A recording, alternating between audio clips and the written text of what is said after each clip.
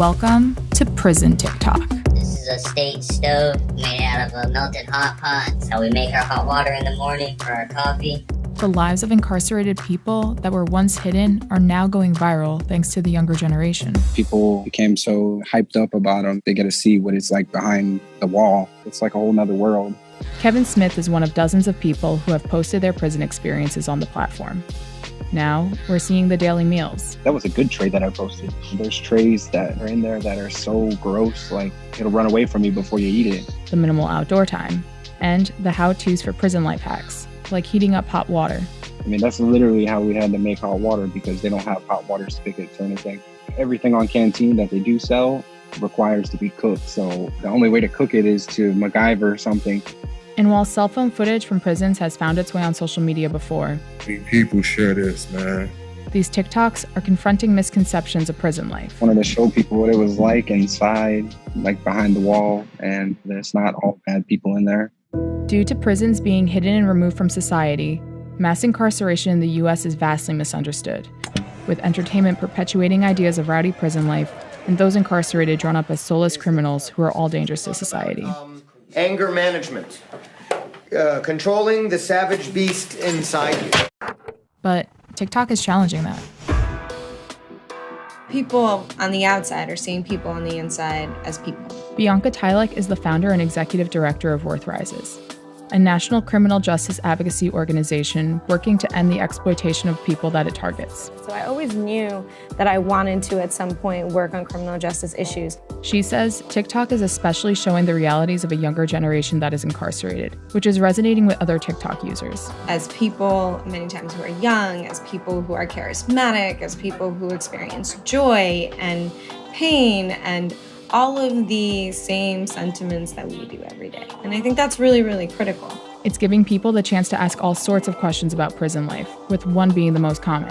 How do they have cell phones in the first place?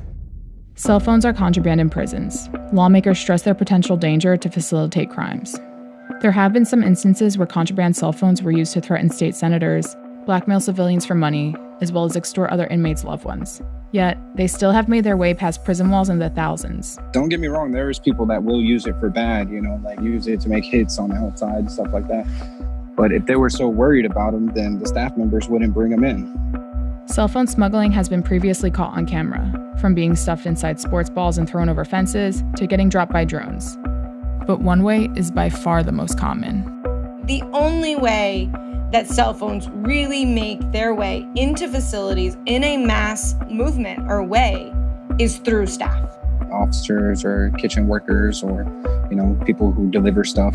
That's how it all comes in. And the punishment for being caught with one can range from time in solitary confinement to years added on to sentences. It's definitely risky, but I figured if it did go any type of viral or anything, that it would probably take a while for them to catch on, and by that time I'd be gone. Kevin only started posting about a week before he was set to be released back in April, knowing at that point it would be less likely he'd get caught with a phone. And those we spoke to who are still in prison asked to be recorded over the phone for their safety, like J Money. I go through the extra steps to make sure that I'm careful on my end. You know what I mean? In 6 years, I got caught with 2 phones. And then this year, they wrote me up for being on TikTok. In 2018, almost 12,000 cell phones were seized in Mississippi prisons alone. Cell phones are so pervasive that lawmakers cannot stop the onslaught that is coming in.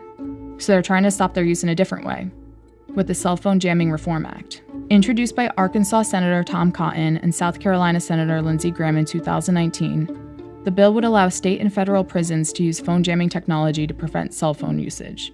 This technology is currently prohibited by the FCC. The bill's motivation might not only be to prevent crimes, but also to keep inhumane prison conditions hidden from the public. The virality of TikTok helps us actually see the thing that so many are trying to hide from us. It's stuff that you don't get to see every day. Nobody's used to being inside of a prison cell or just actually communicating with prisoners. And that communication and insight has made TikToks from inside prisons go viral, with accounts boasting over 300,000 followers.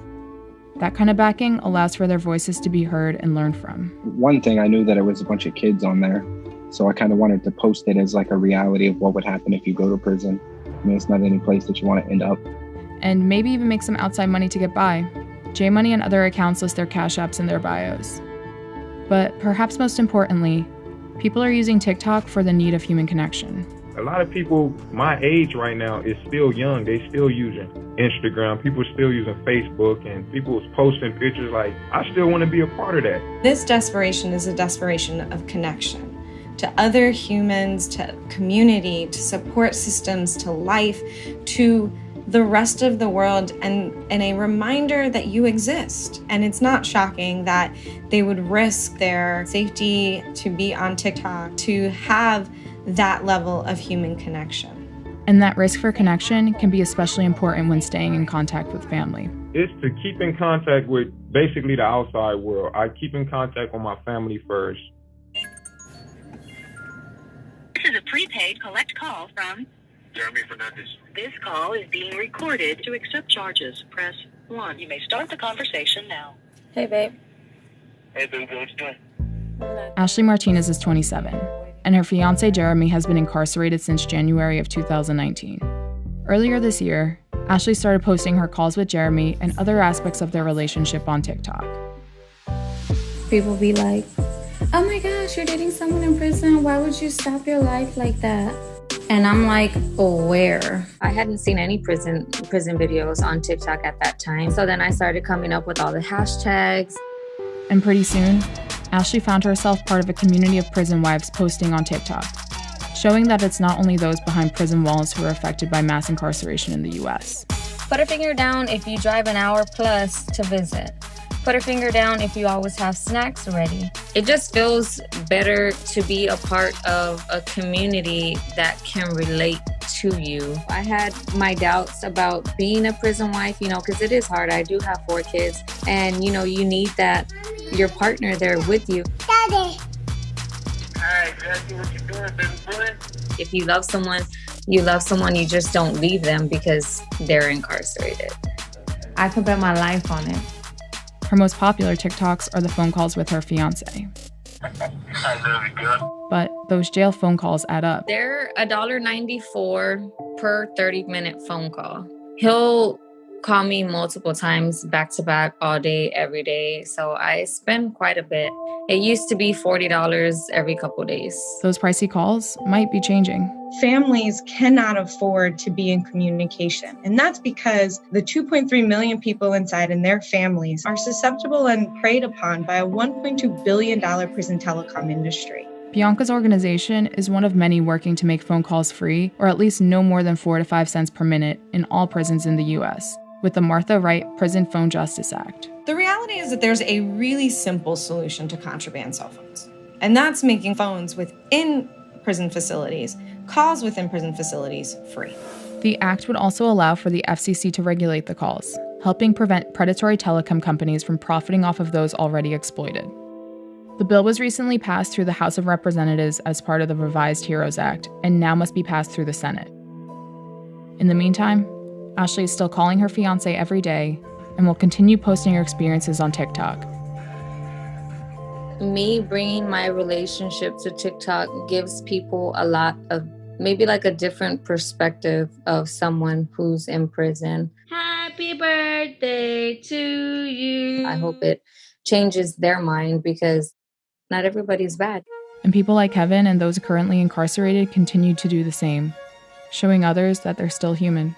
The joy of incarcerated people is an act of revolution. We really like touching other people's lives or just showing them a different world, It is watching people inside still be able to smile, to be able to dance, to be able to laugh, to be able to enjoy music. Feels like an attack for some people on their desire to see them suffer. And for that, I hope that they all go viral.